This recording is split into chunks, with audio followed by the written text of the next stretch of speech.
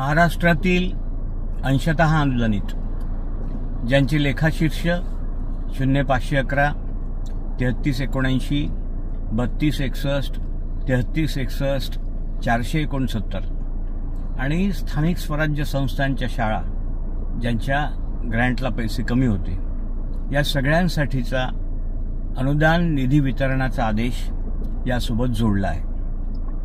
तुम्ही म्हणाल इतका उशीर का झाला? मी ही सदर नस्ती गुरुवारीच वित्त विभागातून मंजूर करून आणली होती, परंतु शुक्रवार, शनिवार, रविवार, सोमवार आणि आजचा मंगळवार 4 दिवस झाले हा जी.आर. शिक्षण विभागातून काढायला उशीर झाला। याचं कारण मंत्री महोदयांचं या 24-25चं बजेटचं काम सुरू होतं, त्यामुळे ते सगळे कर्मचारी बिझी होते। मी त्यांना 10 वेळा विनंती केली पण त्यांनी तो काढला नाही। मी यापूर्वी सांगितलं, मी जर सीटिंग असतो तर केव्हाच काढू शकलो असतो, परंतु गोड बोलून आज तो काढून घेतला।